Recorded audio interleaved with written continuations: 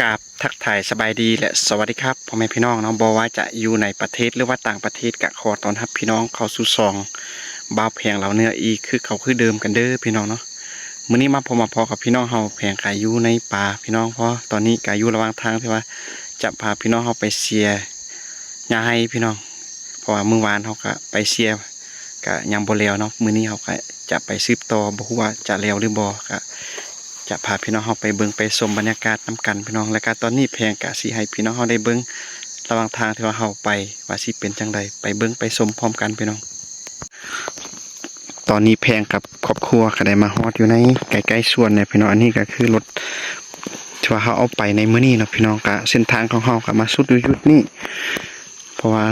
ต่อไปเฮาก็สิมีแต่ย่างโดยตีนเปล่าอันนี้เส้นทางรถนะพี่น้องเส้นทางที่ว่าเฮาลงไปก็มาฮอดจุดนี้ก็ถือว่าเป็นจุดที่ว่าทางรถมาสุดอยู่จุดนี้แล้วก็เฮาก็สิได้ย่างต่อพี่น้องเพื่อไปหาเป้าหมายอยู่ในไร่ของเฮาก็สิพาพี่พาน้องเฮาไปเสียหญ้าให้เอาเป็นว่าไปฮอดอยู่จุดนั้นแพงกะสิให้พี่น้องเฮาได้เบิ่งจุดที่ว่าเฮาจะเฮ็ดเวียกภายในมื้อนี้ว่าสิเป็นจังใดพี่น้องก็คอยรับเบิ่งรับชมไปพร้อมกันเลยพี่น้องเอาพี่น้องตอนนี้เนาะเฮาก็กำลังย่างไปหาเป้าหมายของเฮาพี่น้องก็ใกล้ๆจะฮอดอยู่ในไร่ในสวนสลีของเฮากันแล้วพี่น้องแต่ว่าตอนนี้ก็บังเอิญไปพอผลไม้ป่าพี่น้องสตรอเบอรี่ป่านี่ลักษณะแดงๆคล้ายคือกับอันหมากสตรอเบอรี่กันเลยพี่น้องนี่แดงๆงามๆเลยพี่น้องนี่ลักษณะก็สีแดงคล้ายคือสตรอเบอรี่เนาะหลังจากนั้นเฮาก็ได้ย่างไปต่อพี่น้อง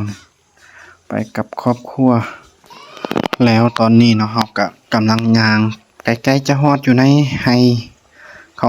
งเฮาบอนที่ว่าเฮาจะเสียหญ้ากันแล้วพี่น้องนะสังเกตเบิ่งฝากนั่นก็เป็นบอนที่ว่าเฮาจะมาเฮ็ดเวียกเนาะแล้วก็ฝากนี้ก็ยังสิได้ข้ามน้ำไปพี่น้องหลังจากที่ว่าเฮาข้ามน้ำไปเฮาก็สิได้มาฮอดอยู่ในสวนบอนเฮาจะเสียหญ้าเนาะพี่น้องไปเบิ่งเส้นทางของเฮากันเลยพี่น้องเฮาก็สิย่างลงไปพี่น้องไปเบิ่งอยู่ลุ่มเฮาก็สิได้ข้ามฟากน้ำจากนี้ไปเข้าไปหาบอนที่ว่าเฮาจะได้เสียหญ้าพี่น้องส่วนผู้นั้นก็คือแม่ของเฮาเนาะพี่น้องแม่มาก่อนเนาะมาก่อนก็ได้เฮ็ดเวียกก่อนพี่น้องมาเสียหญ้าถ้าเฮาก็มานำหลังพี่น้องเพราะว่าแม่ไปแต่ตอนเช้าๆเนาะส่วนเฮาก็ยังค้าเวียกอยู่บ้านเล็กๆน้อยๆเนาะเฮาก็มานำหลังพี่น้องเข้าให้ก็งามอยู่พี่น้องเป็นบางจุดบางบอนก็งามส่วนบางบอนก็บ่งามเนาะพี่น้องนี่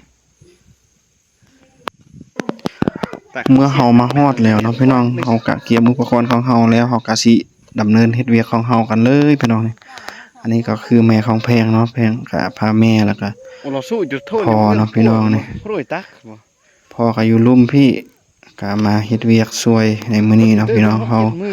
ก็มา3คนพี่น้อง4กับลูกชายเนาะพี่น้องลูกชายก็มานำส่วนพ่อกับแม่ก็ได้มาเสียหญ้าเนาะพี่น้องที่จริงพ่อแม่ของแพงก็อายุหลายกันแล้วเลย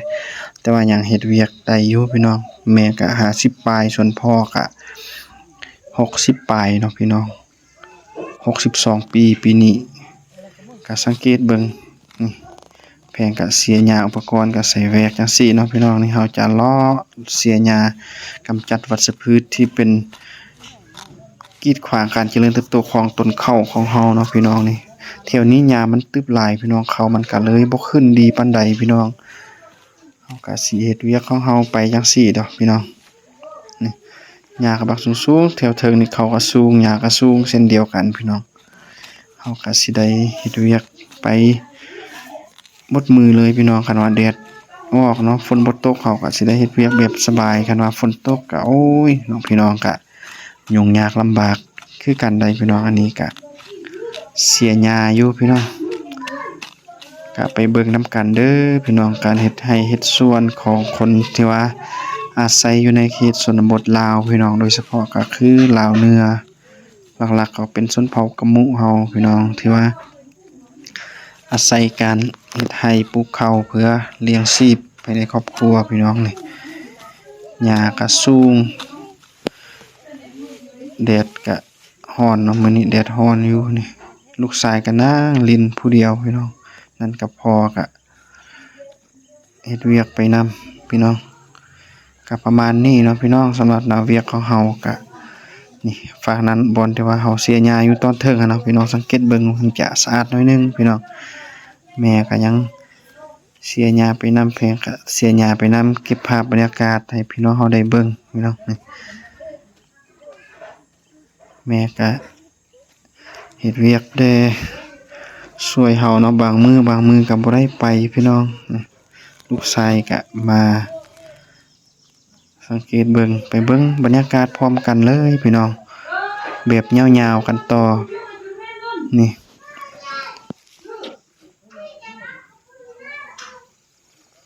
ฝากนั้นเฮาก็ได้เสียหญ้าแล้วในมื้อวานเนาะพี่น้องส่วนสาลีของเฮาก็งามอยู่นี่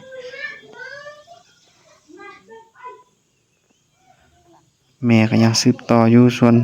แพงกับพ่อก็สิพากันนั่งพักผ่อนเนาะพี่น้อง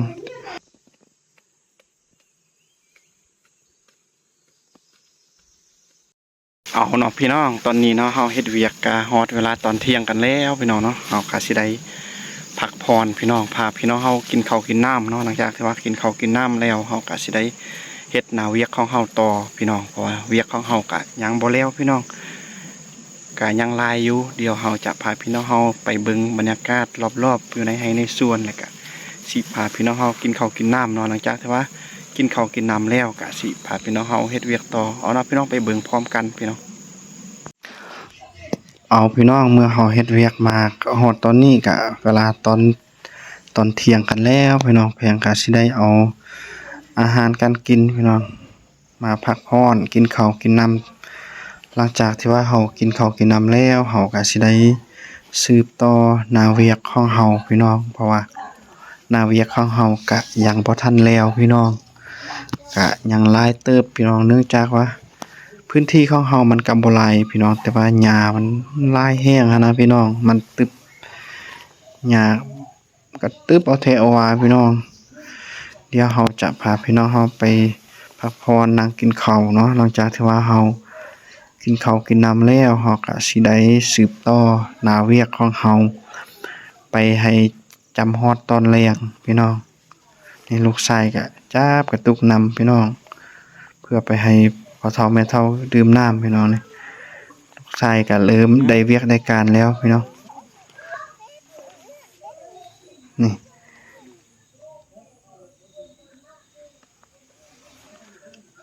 บ่อนนี้ก็คือเป็นบ่อนที่ว่าเราจะนั่งพักผ่อนกินข้าวพี่น้อง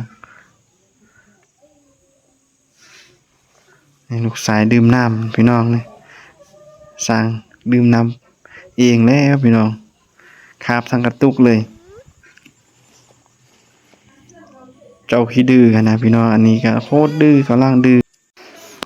อันนี้ก็คืออาหารที่ว่าเรากินมื้อนี้พี่น้องก็บ่มีหยังพี่น้องเนาะเฮาก็อยู่ง่ายกินง่ายจังซี่เนาะบ่มีหยังมีแต่จำแจ่วหน่อไม้พี่น้องแจ่วกับหน่อไม้พี่น้องต้มหน่อไม้อยู่บ้านแล้วก็ตำแจ่วมากินอาหารของเฮาในมื้อนี้เนาะพี่น้องนี่สังเกตเบิ่งหน่อไม้ก็กินเพื่ออยู่พี่น้องเอ้ยแนวอยู่แนวกินก็อาศัยแบบธรรมชาติกินพอไปแล้วคาบไปวันๆพี่น้องอันนี้ก็คือหลังจากที่ว่าเรากินข้าวแล้วพี่น้องแพงกับเมียบ่แม่นเนาะแพงกับพ่อแม่ก็สิได้มาสืบต่อเวียกของเฮาพี่น้องนี่ลมกำลังมาพี่น้องลูกชายก็มาเลาะไต่ไปเหนือพี่น้องย่างไปนี่ไปนั่นพี่น้องเพราะว่าบ่มีผู้อยู่นำเนาะพี่น้องเฮาก็คาเวียกแดนี่สังเกตเบิ่งบอนที่ว่าเฮาเสียหญ้าตอนนี้พี่น้องโอ้ยกำลังร้อนเนาะแดดกำลังร้อนพี่น้องแปลงก็ได้เฮ็ดเวียกไปนำเก็บภาพบรรยากาศเหล่านี้ให้พี่น้องได้เบิ่งสาลีก็อยู่ตอนฝากเทิงพุ่นเนาะพี่น้องส่วนเขาก็อยู่บอนแคมแม่น้ำพี่น้องมีเทคนิคท่องเพียงน้อยๆเนาะเป็นล็อกน้อยๆเฮาก็เฮาปลูกสาลีมันก็บ่ค่อยงามเนื่องจากน้ำมันซึมตลอดเนาะพี่น้องสาลีมันก็เป็นด่างลายพี่น้องใบเหลืองใบด่างเฮาก็ได้นั่งพักผ่อนเนาะให้พี่น้องได้เบิ่งอันนี้กับแม่กำลังเคี่ยวหมากพี่น้อง ชนเผ่ากะหมู่เฮาแม่หญิงแม่ย่าเนาะเวลาเฒ่าแก่ก็เคี่ยวหมากพี่น้องแม่ก็นั่งเคี่ยวหมากอยู่ส่วนแพงกับพ่อก็นั่งพักผ่อนพี่น้องนอกจากที่ว่าเฮานั่งพักผ่อนเนาะอีพ่อก็ได้รับแวกเพื่อเฮ็ดให้อุปกรณ์ของเฮาหั้นน่ะมันเข้าดีเนาะนี่พ่อก็นั่งรับแวกอยู่รุมนี่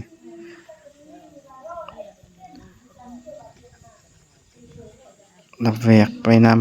ำแพงก็ได้พยายามเนาะพี่น้องแพงก็สิพยายามเก็บภาพบรรยากาศเหล่านี้วิถีชีวิตคนชนเผ่ากะหมู่ให้ชาวโลกเขาได้รับรู้เด้อพี่น้องจังใดก็เข้าไปเบิ่งเข้าไปกดไลค์กดแชร์ให้แพงได้เด้อพี่น้องเพื่อเป็นกำลังใจให้แพงได้เฮ็ดคลิปวิถีชีวิตแบบบ้านๆจังซี่เด้อพี่น้องช่วยกดไลค์กดแชร์นำกันพี่น้องให้เฮาได้เฮ็ดคลิปยาวๆดนๆอยู่นำกันพี่น้องให้ชาวโลกเขาได้เห็นสิ่งที่คนอื่นบ่เคยเห็นเฮาก็จะพยายามเอาภาพเหล่านี้ให้ชาวโลกได้รับรู้พี่น้องตอนนี้เนาะพี่น้องก็เป็นเวลาตอนแลงพี่น้องแพงกับครอบครัวก็ได้เสียหญ้าก็มาฮอดตอนแลงก็สิได้กลับบ้านพี่น้องแต่ว่าก่อนกลับบ้านแพงก็สิให้พี่น้องเฮาได้เบิ่งบ่อนเฮาเฮ็ดเวียกพี่น้องนี่สังเกตเบิ่งหญ้าก็สะอาดเกลี้ยงดีพี่น้องจบงามเขาก็กำลังขึ้นบางบ่อนก็งามอยู่พี่น้องนี่ก็ถือว่าซ้ำนี้ก็ถือว่าโอเคกันแล้วพี่น้องลาตอนแรงเนาะพี่น้องตอนนี้ก็เป็นเวลาตอนแรงก็ฝากนั่นก็เป็นสวนสาลีข้าวโพดพี่น้องนี่ข้าวโพดก็งามอยู่พี่น้องสวนสาลีข้าวโพดก็งามเขาก็โอเคอยู่นี่อีกยังโดนเนาะมันสิทอดห่วงยังโดนพี่น้องยังเดือนปลาย2 เดือนมันยังสิเจริญเติบโตอยู่พี่น้องยังสิงามอยู่พี่น้องเฮาก็สิสืบต่อบูรณะรักษาให้มันสะอาดจบงามพี่น้องเขาก็โอเคอยู่เนาะหญ้าก็สะอาดเฮาเสียหญ้าลกหญ้าออกจากกกเขาพี่น้องกำจัดวัชพืชก็ถือว่าโอเคนาเวียของเฮาก็โอเคเพราะว่ามีแดดพี่น้องแดดออกทั้งวันเลยพี่น้องบ่มีฝนเฮ็ดเวียกก็สบายพี่น้องสะดวกสบายนี่เขาก็เขียวงามกันอยู่เฮามา3 คนเนาะพี่น้องมื้อนี้พ่อแม่ของแพงแล้วก็จริงพ่อแม่ของแพงก็เป็นคนอายุหลายกันแล้วพี่น้อง60 70 60ปลายปีแต่ก็ยังมาเฮ็ดเวียกช่วย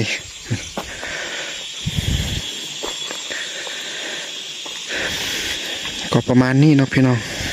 สำหรับนักเวียกของเฮาในมื้อนี้เฮาก็สิได้กลับบ้านพี่น้องเอาเนาะพี่น้องมาฮอดตอนนี้เนาะแพงก็ได้เฮ็ดเวียกกับพ่อแม่เนาะพี่น้องกับคนในครอบครัวก็ถือว่ามาฮอดตอนนี้ก็เป็นเวลาตอนแลงกันแล้วพี่น้องเนาะแพงก็สิได้กลับบ้านกับเพื่อนพี่น้องเนาะก็ดังที่แพงให้พี่น้องเฮาได้เห็นนาเวียกของเฮาในมื้อนี้ก็คือเฮามาเสียหญ้าพี่น้องมาเสียหญ้าให้อยู่ในไห้ของแพงเนาะพี่น้องแคมสวนสาลีหั่นล่ะพี่น้องก็โชคดีเนาะพี่น้องสบายมื้อนี้อากาศร้อนแดดร้อนเนาะเฮาเสียหญ้าก็สะอาดจบงามดีพี่น้องก็เฮ็ดให้นาเวียกของเฮาดำเนินไปโดยดีพี่น้องแต่ว่านาเวียกของเฮาก็ยังบ่ทันสำเร็จพี่น้องการเสียหญ้าให้ก็ยังบ่ทันสำเร็จกันเทื่อพี่น้องมื้ออื่นเฮาก็จะมาซ้ำพี่น้องให้มันเร็วภายในมื้ออื่นเพราะว่ามื้อนี้ก็เป็นมื้อที่2พี่น้องก็ประมาณนี้เนาะพี่น้องตั้งที่ให้พี่น้องเฮาได้เบิ่งไปเมื่อกี้และสุดท้ายนี้พี่น้องแพงก็อยากฝากซองอีกคือเก่าคือเดิมกันเด้อพี่น้องเนาะบ่ว่าจะเป็นพี่น้องเฮาทางฝั่งลาวฝั่งไทยแล้วก็พี่น้องต่างแดนที่ว่าเคยเฮ็ดวิธีชีวิตจังซี่เคยผ่านจุดนี้แต่เห็นแล้วรู้สึกคิดฮอดแล้วก็มักฮักแพงก็ขอฝากซองให้พี่น้องเฮาได้ติดตามรับชมแบบนี้ตลอดไปเด้อพี่น้องพบกันใหม่อยู่ในคลิปหน้าสำหรับมื้อนี้แพงกับครอบครัวก็สิได้ลาพี่น้องเฮากลับบ้านนะพี่น้องสบายดีพี่น้อง